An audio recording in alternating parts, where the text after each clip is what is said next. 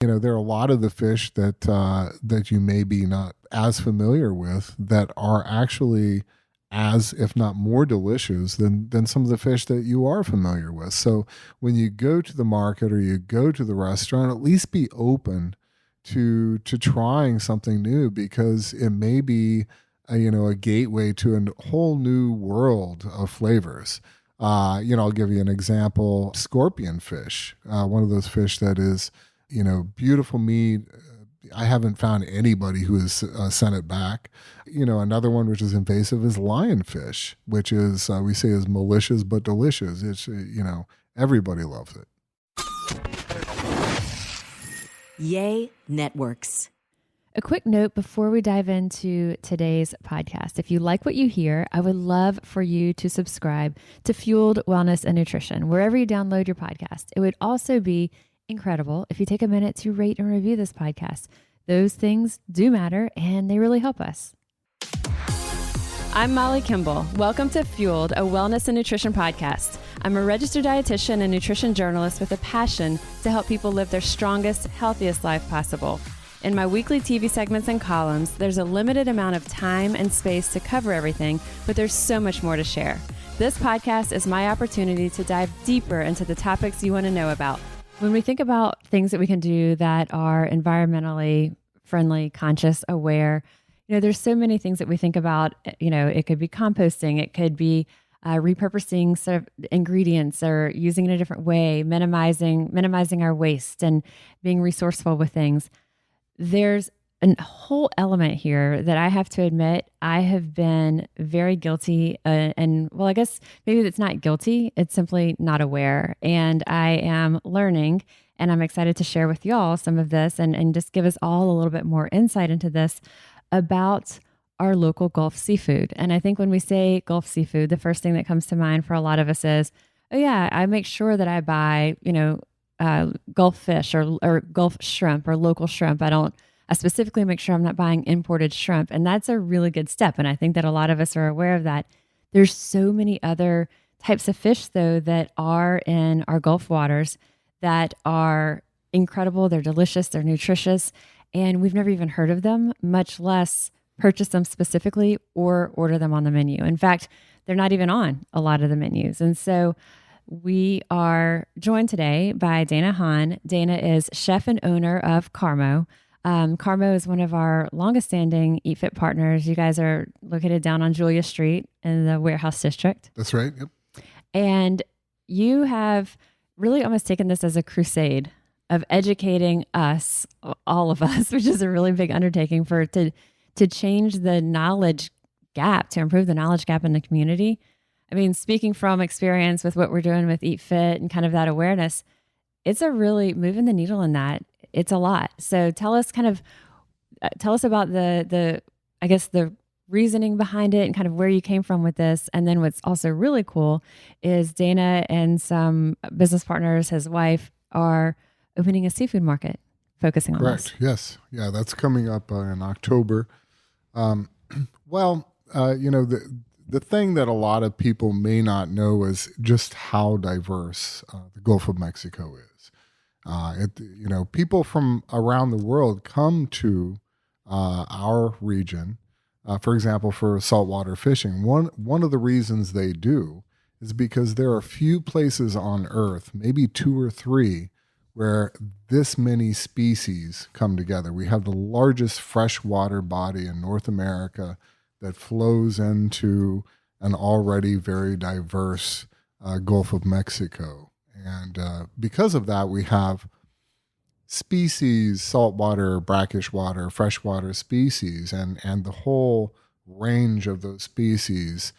So all of the tropical fish that you find throughout the Gulf of Mexico, whether it's sailfish or marlin or tuna or wahoo or any of these large pelagic fish, or some of the smaller schooling fish, the snapper that everybody loves.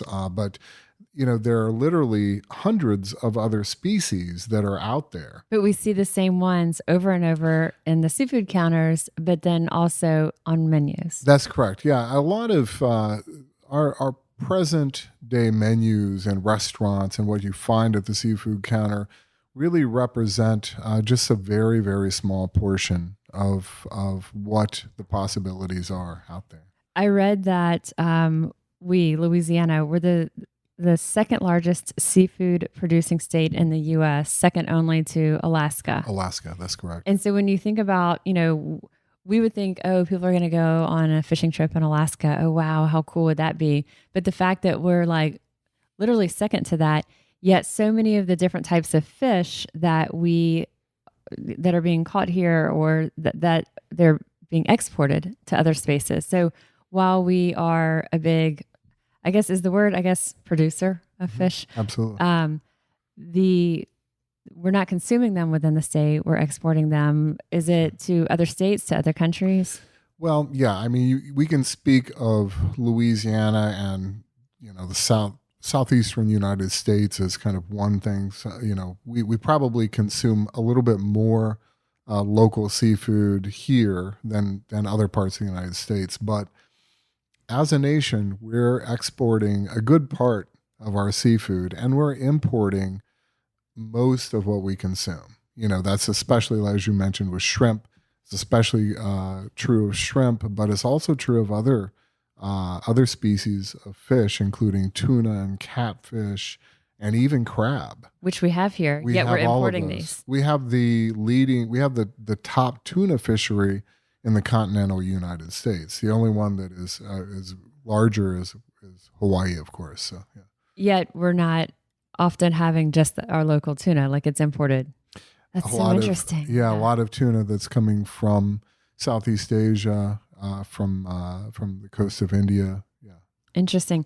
I have to admit, two of the fish that when we're cooking fish at home, the two that are the most common that we'll purchase at the seafood counter are salmon, which is not local, right, and sea bass, specifically Chilean sea bass, which is from Chile. Yeah. Well, and so we've got a lot of room for personal improvement here. Well, but there's something to be said for that. I mean, whatever we are choosing to take home and cook should be something that we enjoy. If we enjoy salmon, that's great. There are choices to be made there. So there's beautiful sockeye salmon, wild sockeye salmon that is comparably priced to the Atlantic farm salmon. And actually ends up being a lot healthier choice.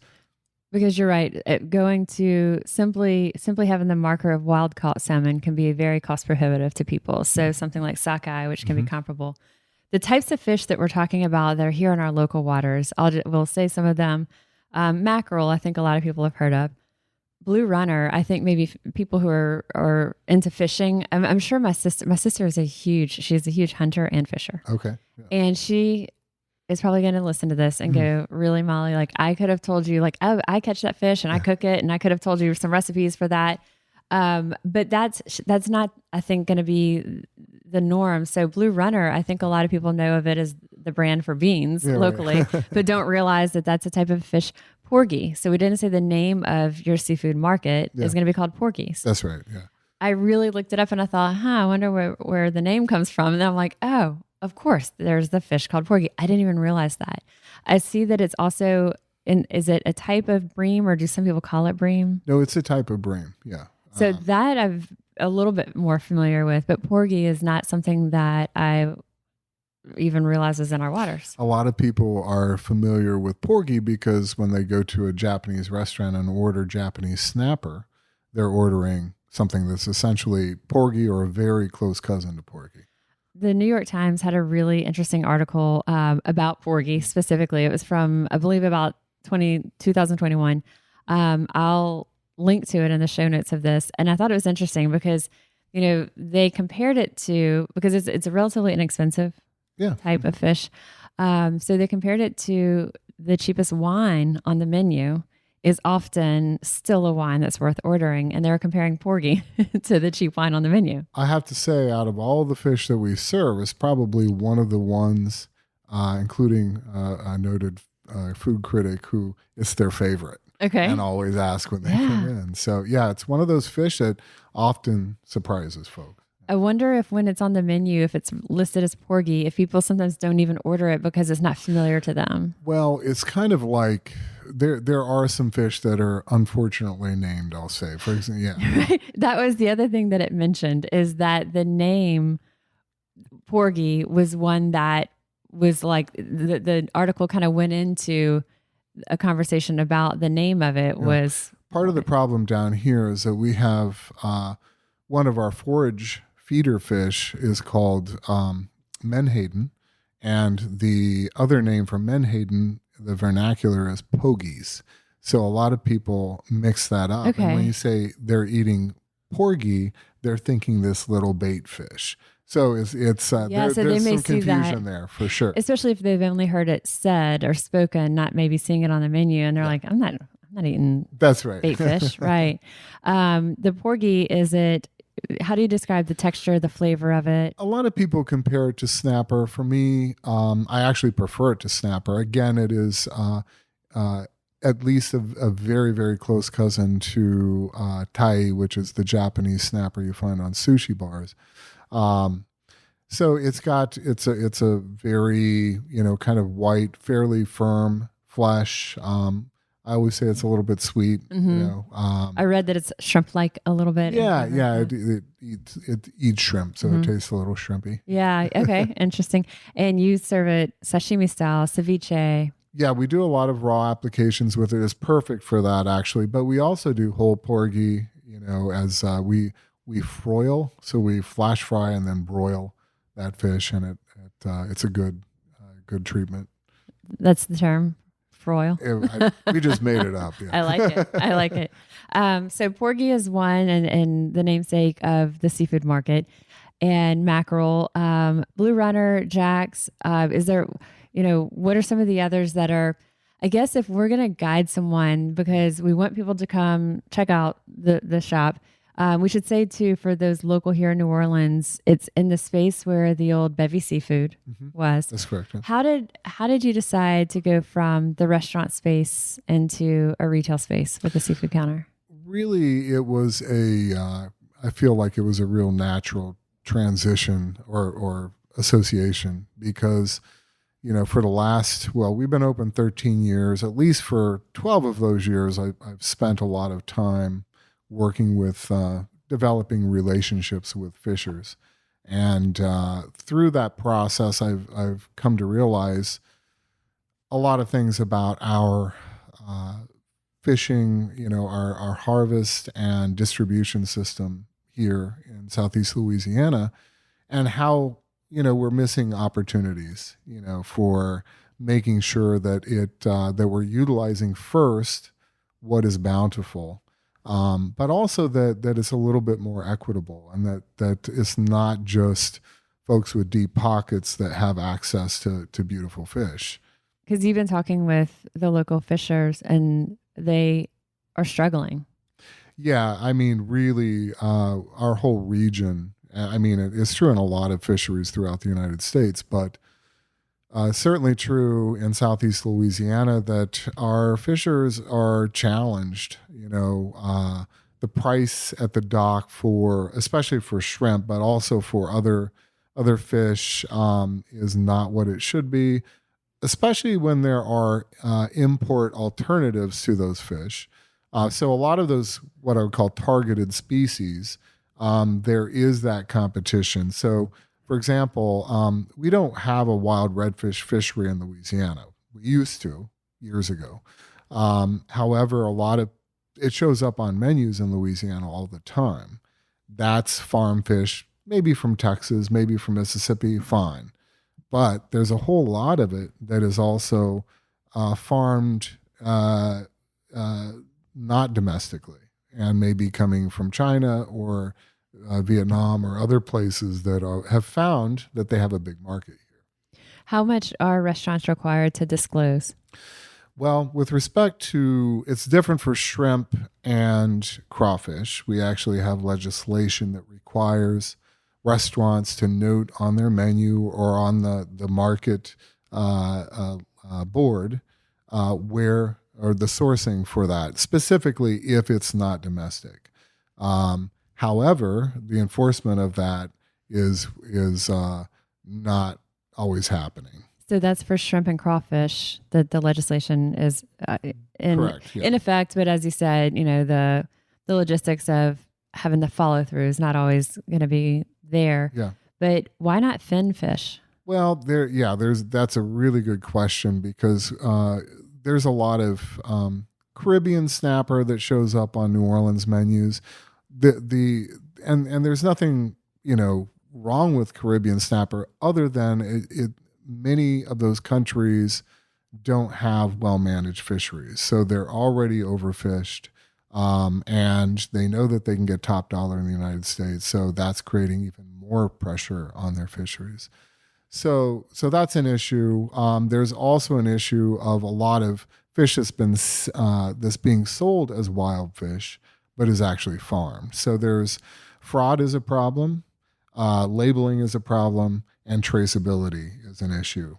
Yeah. So the shrimp and crawfish, is that a local law? Like that's a Louisiana law? That is a Louisiana law. Okay. And we also have one, by the way, for catfish. And I believe that one is regional and has a lot more teeth in the enforcement of it. So if a Louisiana restaurant, for example, is selling swai or bassa that's farmed in wherever, they're selling it as catfish, they could very easily be shut down by wildlife and fisheries. What's the difference? Like, why is that more enforceable or kind of a heavier hand than the other? Well, because the catfish lobby is very organized, and not that the shrimp lobby isn't, but there's let's put it this way, Americans eat way more shrimp than any other seafood, and people like their shrimp buffet. And so there's a lot of consumer pressure. There are frankly a lot of large restaurants that use exclusively imported shrimp. And so I guess what I'm saying is there's a lot of pressure from politically, right. To not to sort of turn the eye to it. Yeah, more. Exactly. That's interesting. And it's also interesting that other types of fin fish don't have the requirement to say where they came from, but catfish does. It's also something I hadn't realized, that the lobbying, or like kind of the voice, so to speak, for these different types of species was so separate. I would have thought that it sort of would be under one umbrella, and there would be like, a fish and shellfish legislation that all of it should say, right. But it's very pieced together. Yeah, it is. And in fact, there are federal bills that are in the process of being considered that address a lot of these issues. And typically, the good thing about a lot of these issues is that they tend not to be partisan. Mm-hmm, right. and it's one of the reasons I really like working in this area, is that I can go down and I don't have to talk about politics, right, when we're talking about saving, local fisheries and supporting our local fisher families. That shouldn't be partisan. No one is saying this is not a good idea. That's right. Yeah. And you mentioned, some of the large, I guess there's large chains that are maybe national chains, and for maybe some degree of standardization, they're looking to have imports as an option. But it seems like when you're looking at cost, the local seafood and local shrimp typically is a lower cost anyway. Yeah, a lot of times it is, and that is simply the consumer being misled, right? And the way that you can go to local markets and find what seems to be local crawfish. I think people have fallen prey to Boudreaux's crawfish. Oh, yeah. Well, and there are very similar things that are happening with shrimp, that it totally looks wild caught, and once you really look at the fine print, literally, it's not domestic. Yeah, and I have my reading glasses on now. You absolutely have to have them on there. Yeah, definitely. And I'm sure those who are listening who have been susceptible to fallen prey to this, what we're talking about. But there is shrimp, or crawfish, if you're buying like a pack of crawfish tails, there's the brand, it is Boudreaux's, it's in stores. You would think, oh, it's Boudreaux's. Here it is. It's local. You just snatch it up and you're on your way out because you're like, I'm doing the thing that I intended to do of supporting local, but it's actually imported. It would be, I guess, Chinese or, but yet the branding that they put on their packaging is specifically to look like it's a local Louisiana brand, when it's not at all, even from, the US.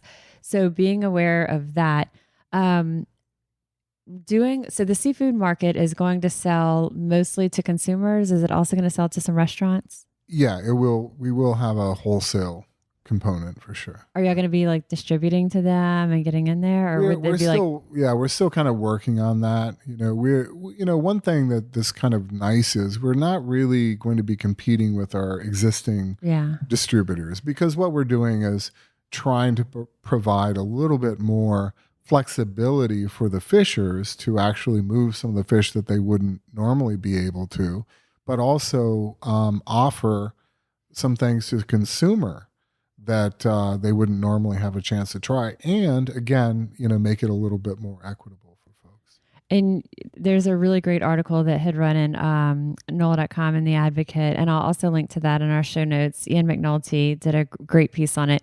And in that, one of the parts of y'all's conversation was, a fisher may come in and they may only have 5 or 10 of a certain type of a fish. And so the big fish distributors, those fish houses that are really servicing your restaurant and other restaurants, that's not something that's too much of a one-off for them. And y'all could bring this in, and it sounds almost like maybe local chefs will be coming to Porgy's just like they would go to the farmer's market.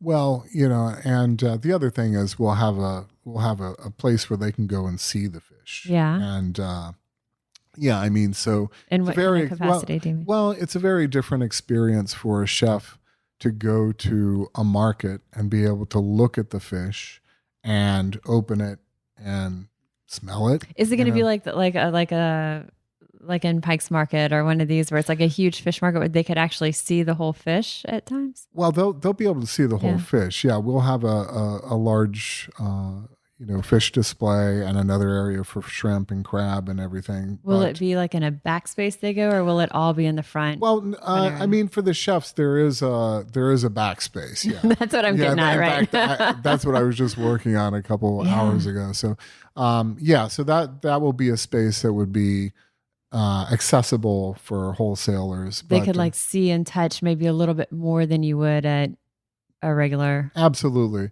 Retailer. But at the same time, people will be able to come in and see the whole fish. It's not just going to be a bunch of fillets, but they'll be able to see how fresh, the product is, because that's the whole point of it, that we want to be able to provide, something that doesn't really exist, which is just super, super fresh fish coming from our local fishery, and our fishers who are providing a great wild product. You started to say, and I jumped in and was eagerly asking other questions. Did you say open their mouth and look at it? Oh, well, they can open the mouth, they can look at the gills, they can, look at the eyes and smell. A lot of times what I'll do is I'll open, the gut cavity and smell it. When you open a gut cavity, a lot of times you can see, if a fish isn't fresh, you can definitely tell by looking and smelling. So. The gut cavity, is that something that exists, or is it a like? Well, after the fish has been gutted, yeah. So then it's just, you can tell a lot about a fish just by looking and smelling. Let's take a minute to talk about our sponsor for this week's episode, HelloFresh. With chef-crafted seasonal recipes, HelloFresh brings flavor right to your door. Pre-portioned ingredients help to cut down on food waste, which we've been talking about a lot on this podcast, while also giving us step-by-step instructions that make cooking a breeze, not a chore. It's possible to turn our wellness goals into realities with HelloFresh plans like Protein Smart, which is centered on protein and veggies, or their pescatarian or vegetarian options every week. HelloFresh is such a time saver. Plus, it automatically adds that bit of variety into ordinary weeknight meals, and we have loved every single dish that we've tried. And some cool news, Green Chef is now owned by HelloFresh, and they offer a wider array of meal plans to choose from, so there's something for everyone. I love switching between the brands, and now y'all can enjoy both brands at a discount too. Go to HelloFresh.com/50Fueled. Use promo code 50Fueled for 50% off plus free shipping. That's HelloFresh.com/50Fueled using promo code 50Fueled for 50% off plus free shipping from HelloFresh, America's #1 meal kit. Yeah. Again, I can hear my sister as she's listening to this being like, let me show you. I'm going to fillet the fish. I'll show you what he's talking about, you know? So some of our listeners, I'm sure, like already know exactly, but it's not something that even just me asking these questions, it's not something that we're seeing in the market a lot. Yeah. There's markets that I've walked through that have the whole fish. You have the fishmongers in a big outdoor space. Yeah. There's chefs walking through, they're purchasing that. I've experienced that, but I've never really been, I've experienced that when I've been in other cities. So Sure. I've experienced it as a tourist, not when you're looking to purchase that fish to bring it back home or do something with it. Right. So I think it's going to be a really neat experience for people there. Yeah. I mean, I wish that the space were bigger where we could do, where we could feature more, species or whatever. We'll have, we'll have, again, what's bountiful. Mm-hmm. We'll have things that folks will easily be able to to experience the whole thing. Yeah. What are some of the types of fish that we can get people thinking about to substitute in place of some of their favorites? Yeah. Well, one of them, a lot of times I kind of think about application. What do people like to cook, at home? A lot of people like to fry fish, of course. That's slow hanging fruit. One of the fish that I think gets overlooked a lot is our Gulf hake. It's a beautiful fish. It's in the cod family. It's perfect for a lot of chefs. In fact, prefer it for making fish and chips. And when you use something that's that fresh, the difference between that and maybe what you get at the frozen cod, previously frozen cod fillets, if it's even cod, at the market. I think that, that's an example. Along with that, we have a couple of species of fish. One is called the bearded brotula, also known as the cusk eel. Sorry.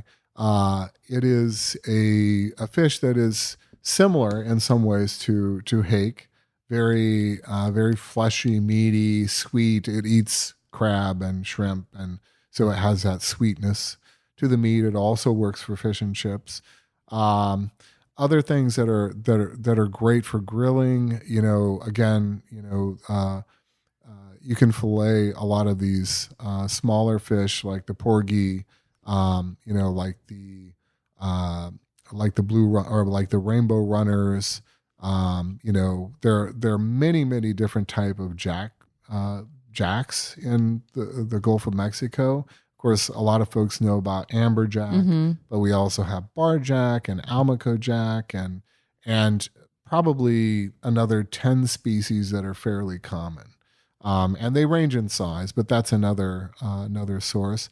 Again, like the mackerel, a lot of folks haven't really experienced fresh mackerel. And it's just wonderful when it's fresh, and then just grill it. You can score it a little bit if you like, and rub it a little olive oil and salt and pepper. It really doesn't need that much. Mayo Clinic had a little piece on mackerel specifically, and I didn't realize, it's high in B vitamins, which a lot of fish are high in B vitamins, but it's really high in B vitamins, the spectrum of them. Also vitamin D. But I didn't realize the skin on mackerel is also a good source of copper and selenium. You got me. I didn't either. Right. I was like, that's really cool. That's great. Yeah. Interesting. Well, it is a unique skin, that's for sure.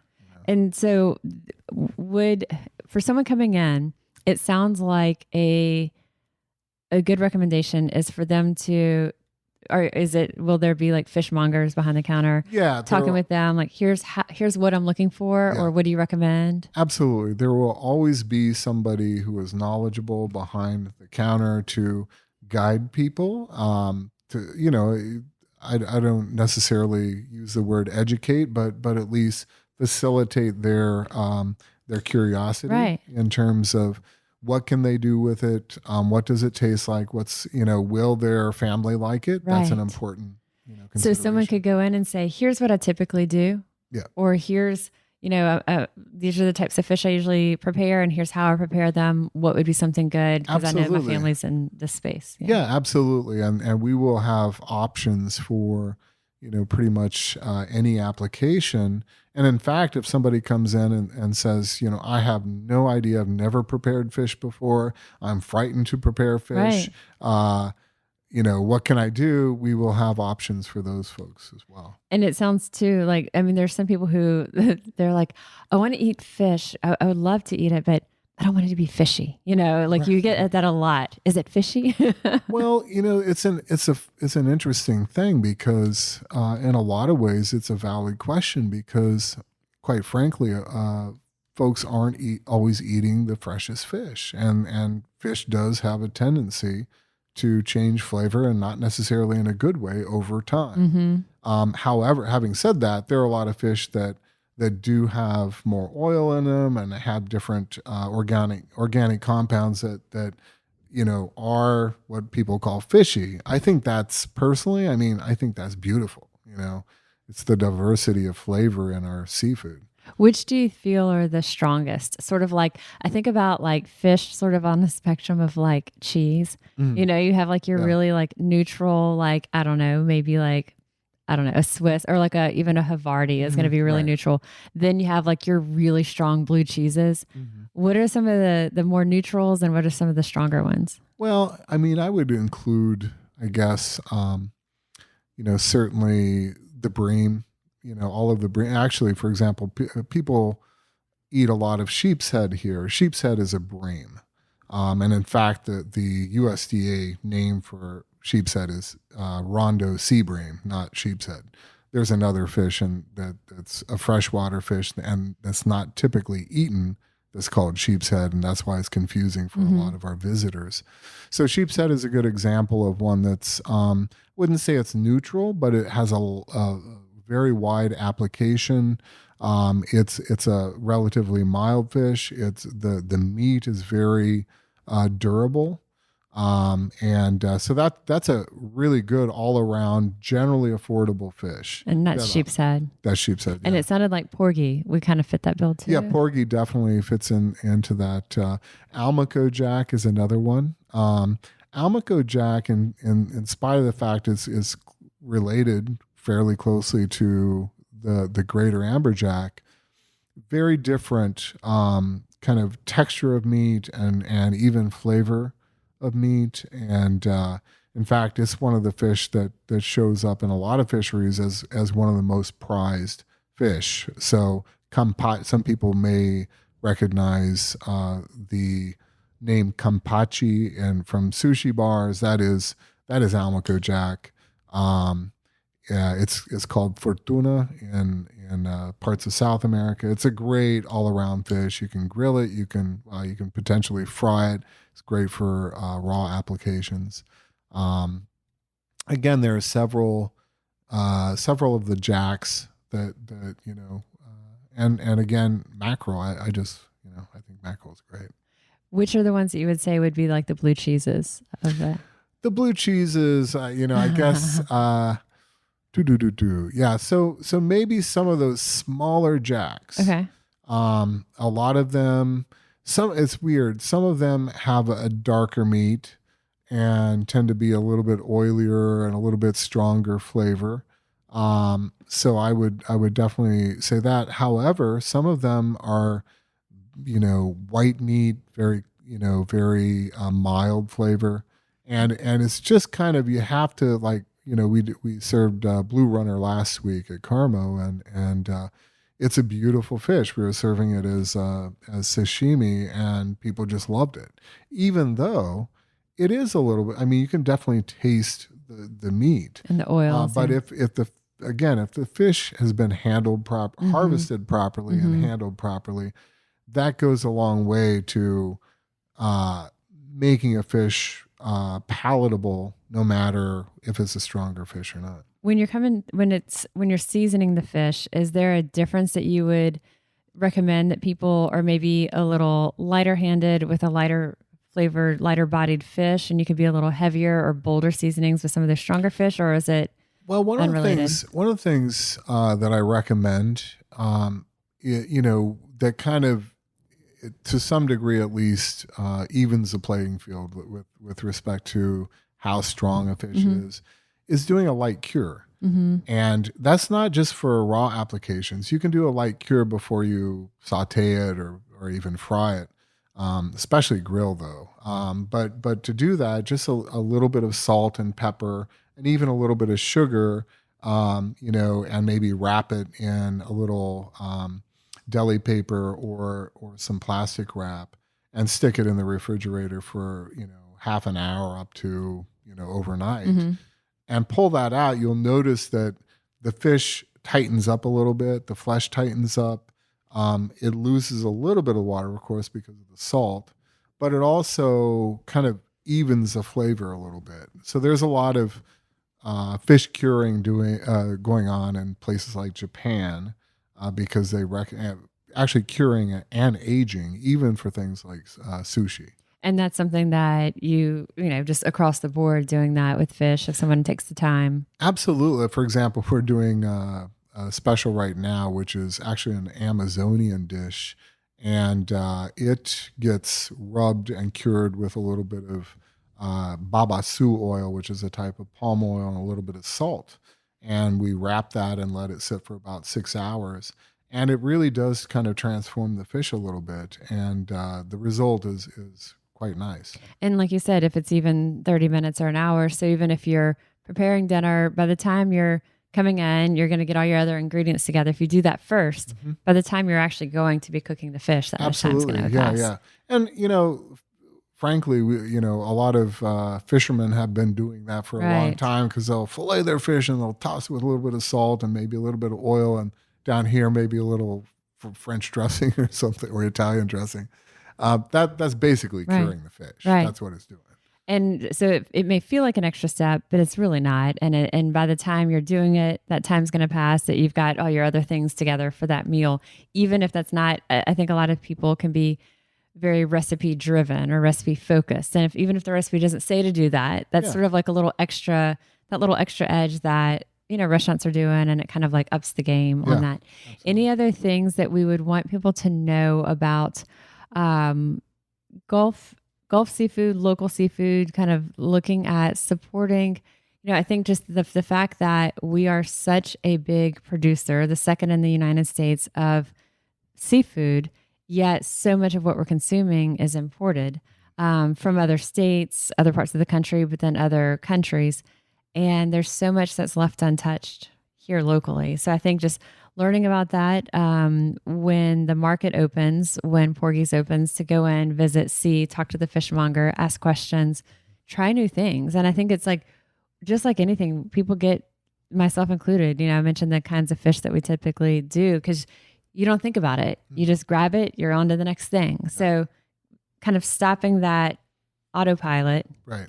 And taking a left or a right turn. Yeah, just trying something new. That's really, in the beginning when we really started with our raw program specifically, we began kind of introducing some different species, and we didn't really have to twist arms at all, but we had to explain what these fish were, describe them well to people, and let them know. At Carmo, you mean? At Carmo, at Carmo.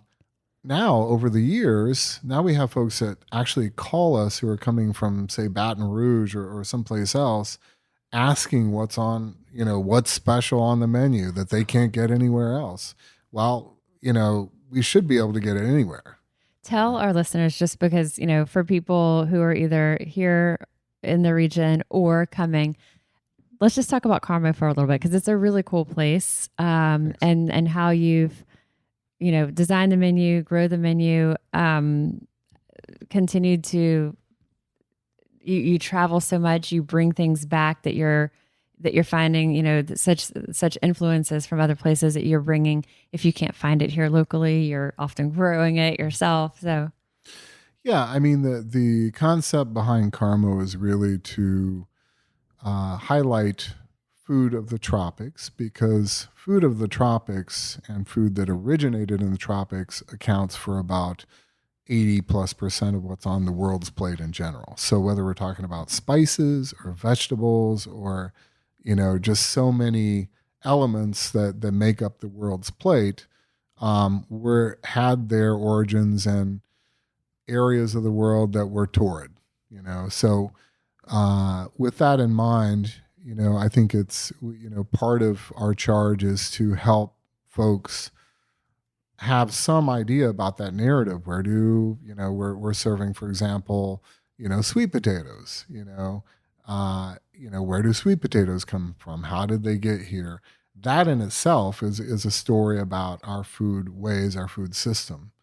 And if there's any way on, in this world that we can address maybe even a few of the issues that face us as a planet, fixing our food system is probably the low-hanging fruit. That's what we can all do. Even each one of us on a daily basis, we can all do something. So with that in mind, we really cherish being able to tell a story, if we can, about the food. But also, we call it origins to table. But along with that is farm to table. Farm to table is on that path. And so working with local producers, trying to work within our list of, local ingredients as much as we can. But then we do every once in a while have maybe something a little bit more exotic that we end up approaching a local producer to help us, produce locally. So what are some of the biggest influences, I guess, in terms of cultures or places, locations, the biggest influences on Carmo? Well, I would say definitely, South America, Central America. We've done quite a bit from Southeast Asia and West Africa, but more and more we're kind of, gravitating towards South America, and that as South and Central America, because so many, ingredients, so many, plants, frankly, that, originate from that area. And really, if you start to talk about the Amazon, you're talking about the birthplace of a lot of the domestic species that were once wild. So we definitely look to South America and the Amazon as a source of inspiration. And you don't just read about it or go to the Google on it. Like you travel to the places, you meet the people, you. Well, I think it's, one thing that is, obviously true is that food, the food that we all eat comes from people. At one point we had, humans had a hand in it. And so we try to work as much as we can with indigenous peoples of specifically in the Amazon. And, there are a few different groups that we work with there. But largely what we do is to listen and observe. And if there's a way that we can help, then we try to help. But we learn a lot about, how food has been, basically a vehicle for everybody in any place that we go. It's the main reason that people connect, really. So going from Carmo, Carmo will still be, and you'll have the restaurant, which has been working with the customer and kind of providing that service and that product in one way. And the seafood market, I think, will probably be a completely similar in some ways, but I'm sure it's been a giant learning experience already. Yeah. And then have you ever thought about, or have you ever been a professor? I taught high school music and drama for 7 years, and I enjoyed it a lot. And then I also was adjunct professor at Dillard University, and also have done courses over at our local culinary institute. So it's something that I definitely enjoy. Yeah. I think that it's just like it's in your blood to teach, to educate. Like you learn, you have this passion to like uncover and learn and see like what's there and like go deeper in that topic. And then also not just hold it and put that into your restaurant or space, but then also to turn and like educate and to continue that messaging. I think it's, we try.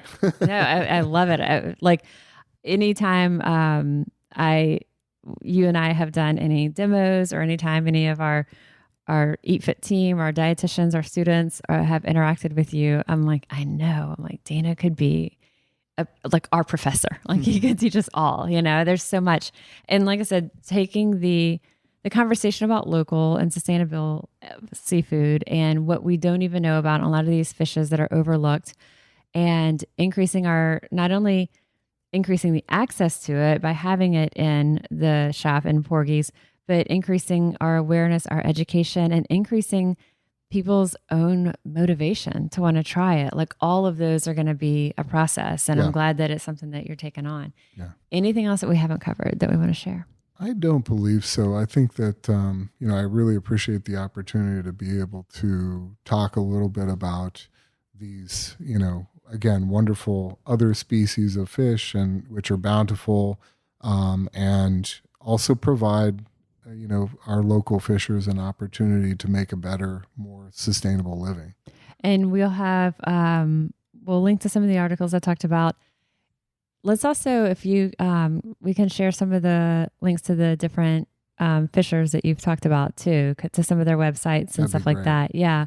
And I think, if you just kind of take a look, without even meeting the people yet, you can see the personalities, the passion, just in the messaging that they're giving us there. Because they don't have, they don't have often maybe the platform that you have with the restaurant and with the seafood market. And so we'll include some of the links, and you can kind of see some of these groups that Dana has gotten close with. And like you said, not only have you purchased fish from them over the years, but to really listen to them, to understand, to hear where some of their pain points are, and to see that, wow, there's a big gap here that this could help. So this is fantastic. I really appreciate your time. Well, thank you so much. It's been wonderful.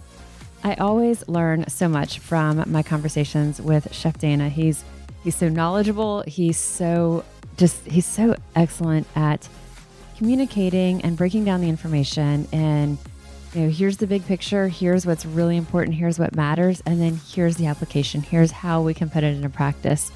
I also just admire his passion and dedication to just simply doing the right thing.